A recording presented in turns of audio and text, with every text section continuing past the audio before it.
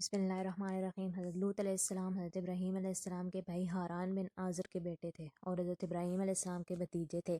اللہ تعالیٰ کے ارشاد ہے، بس لوط علیہ السلام ابراہیم علیہ السلام پر ایمان لے آئے۔ جب حضرت ابراہیم علیہ السلام اپنی بیوی سارہ علیہ السلام اور بھتیجے لوط علیہ السلام کو لے کر شام کی طرف ہجرت کر کے آئے تو حضرت ابراہیم علیہ السلام نے لوط علیہ السلام کو اسلام کے احکامات سکھا کر غور زغر کے علاقے صدوم شہر میں رہائش اختیار کرنے کا حکم دیا اور وہاں کے لوگوں کو اللہ تعالیٰ کے دین کی طرف بلانے کی ذمہ داری سونپی۔ صدوم اور اس کے آس پاس کے علاقے بڑے زرخیز تھے، لیکن یہاں کے رہائشی اللہ تعالیٰ کی نعمتوں کا شکر ادا کرنے کے بجائے مہلک ترین گناہوں میں مبتلا ہو چکے تھے۔ اللہ رب العزت نے حضرت لوط علیہ السلام کو بھی نبوت سے سرفراز فرمایا اور انہیں اپنی قوم کو برائیوں سے باز رکھنے کا حکم دیا۔ جب آپ صدوم شہر میں پہنچے تو دیکھا کہ وہاں کے لوگ شرک اور آخرت کے انکار کے ساتھ ساتھ دیگر بہت سی برائیوں میں مبتلا تھے۔ وہ مسافروں سے لوٹ مار کرتے، راہ چلنے والوں پر پتھر مارتے اور آپس میں مینڈے اور مرغے لڑاتے تھے۔ لوگوں نے ان سے تنگ آ کر ان کی بستیوں کے پاس سے گزرنا چھوڑ دیا تھا۔ ان میں ایک بہت ہی کبیر برائی مردوں سے جنسی تسکین پائی جاتی تھی، اور یہ ایک ایسی بے حیائی تھی جس کا ارتکاب اس سے پہلے کسی قوم نے نہیں کیا تھا۔ یہ قوم اپنی بدکرداری کو عیب سمجھنے کے بجائے فخر کے طور پر ذکر کرتی تھی۔ لوط علیہ السلام نے اپنی قوم کو بڑے نرم لہجے میں اور حرام کاموں سے ارتکاب پر گزشتہ اقوام کو ملنے والی سزائیں بتاتے ہوئے شرافت اور پاک دامن زندگی گزارنے کی تعلیم دی، اور انہیں بتایا کہ اے میری قوم، تم اپنے آپ کو انسانیت کے معیار سے نیچے گرا چکے ہو۔ حیوانی شہوت نے تمہاری عقلوں پر پردہ ڈال دیا ہے۔ تم ان عورتوں کو چھوڑ کر جنہیں اللہ تعالیٰ نے تمہارے سکون کے لیے پیدا کیا ہے، مردوں سے بدفعلی کا ارتکاب کرتے ہو۔ تم حدود کو تجاوز کر چکے ہو۔ اب بھی تمہارے پاس وقت ہے کہ تم حرام اور برائیوں کو چھوڑ کر اللہ سبحانہ و تعالیٰ کے فرمانبردار بندے بن کر زندگی گزارو، اور اسی میں ہی تم سب کی بھلائی ہے۔ حضرت لوط علیہ السلام نے اپنی قوم کو خوب واعظ و نصیحت کی اور اللہ تعالیٰ کی نافرمانی کرنے پر عذاب الہی کا خوف دلایا، لیکن انہوں نے واعظ و نصیحت کو قبول کرنے کے بجائے حضرت لوط علیہ السلام کو جھٹلا دیا اور کہا کہ اگر آپ پاک دامن رہنا چاہتے ہیں تو ہمارے علاقے سے نکل جائیں۔ جب عذاب سے ہمیں آپ ڈرا رہے ہیں وہ بھی لے آؤ، اور ہم پھر بھی اپنی حرکت سے باز نہیں آئیں گے۔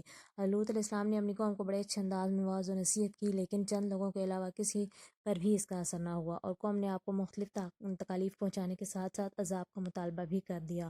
آپ نے اللہ تعالیٰ کے حضور دعا کی کہ اے میرے رب، ان فسادی لوگوں کے مقابلے میں میری مدد فرما۔ جب حضرت لوط علیہ السلام اللہ تعالیٰ سے قوم کے خلاف مدد طلب کی تو اللہ تعالیٰ نے قوم لوط کو ہلاک کرنے کے لیے فرشتے بھیجے، اور انہیں یہ بھی حکم دیا کہ وہ قوم لوط کو ہلاک کرنے سے پہلے حضرت ابراہیم علیہ السلام کو ان کے بیٹے اسحاق اور پوتے یعقوب کی خوشخبری بھی دیں۔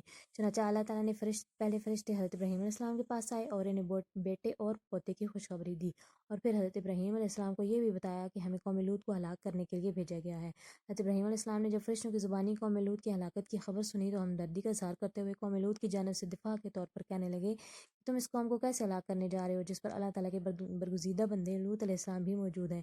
فرشتوں نے عرض کیا کہ یہ سب ہم جانتے ہیں، ہمیں حکم دیا گیا ہے کہ ہم پوری قوم کو ہلاک کر دیں سوائے لوط اور ان کے خاندان کے، البتہ لوط کی بیوی بھی عذاب الہی کا شکار ہوگی۔ حضرت ابراہیم علیہ السلام کو خوشخبری دینے کے بعد وہ فرشتے حضرت لوط علیہ السلام کے پاس نہایت حسین و جمیل نوجوان لڑکوں کی صورت میں مہمان بن کر صدوم پہنچے۔ حضرت لوط علیہ السلام ان خوبصورت مہمانوں کو دیکھ کر گھبرا گئے اور اس بات سے ڈرے کہ ان کی بدبخت قوم ان مہمانوں کے ساتھ برا سلوک نہ کرے۔ حضرت لوط علیہ السلام ابھی اسی فکر میں تھے کہ قوم کے لوگوں کو آپ کے پاس آنے والے مہمانوں کے بارے میں معلوم ہو گیا، اور انہوں نے آ کر حضرت لوط علیہ السلام سے مطالبہ کیا کہ انہیں ہمارے حوالے کر دو تاکہ ہم ان سے جنسی خواہشات پوری کر سکیں۔ یہ سن کر آپ بہت غمگین ہو گئے۔ حضرت لوط علیہ السلام کی پریشانی دیکھ کر فرشتوں نے کہا کہ آپ ہماری ظاہری صورتوں کو دیکھ کر گھبرائے نہیں، ہم انسان نہیں بلکہ اللہ تعالیٰ کے بھیجے ہوئے فرشتے ہیں جو آپ کی دعا کے نتیجے میں آپ کی قوم کو ہلاک کرنے آئے ہیں۔ تب آپ کو اطمینان ہو گیا۔ عذاب الہی سے پہلے ہی حضرت لوط علیہ السلام اپنے خاندان اور مومنین کو لے کر رات ہی رات صدوم سے ہجرت کر گئے، اور آپ کی بیوی آپ کے ساتھ چلنے سے انکار کر دیا۔ آخرکار جب رات کا آخری حصہ آیا تو اللہ تعالیٰ نے آپ سے کیے ہوئے وعدے کے مطابق ایک زوردار چیخ بھیجی جس نے قوم لوط کے دل ہلا کر رکھ دیے۔ فرشتوں نے انہیں زمین سے اٹھا کر آسمان کی طرف بلند کیا اور پلٹا کر دوبارہ زمین کی طرف پھینک دیا، اور ان پر نشان زدہ مخصوص پتھروں کی بارش برسائی گئی جس سے وہ تباہ و برباد ہو گئے۔ اس واقعہ کو اللہ رب العزت نے بعد میں آنے والوں کے لیے عبرت بنا دیا۔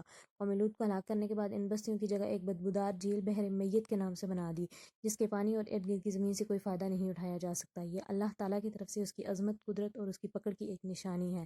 سمجھدار لوگ قوم کے انجام سے سبق حاصل کرتے ہوئے ان برائیوں سے بچتے ہیں جو ان کے اندر موجود تھیں، جبکہ بے سمجھ لوگ ان جرائم کا ارتکاب کر کے اپنے آپ کو عذاب الہی کا مستحق بنا لیتے ہیں، جس کی وجہ سے قوم لوط ہلاک ہوئی۔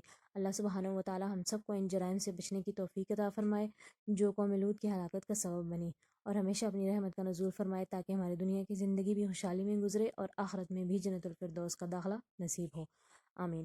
اگر ویڈیو سے آپ کے علم میں اضافہ ہوا ہو تو مزید اسلامی تاریخ کے لیے چینل کو سبسکرائب کریں۔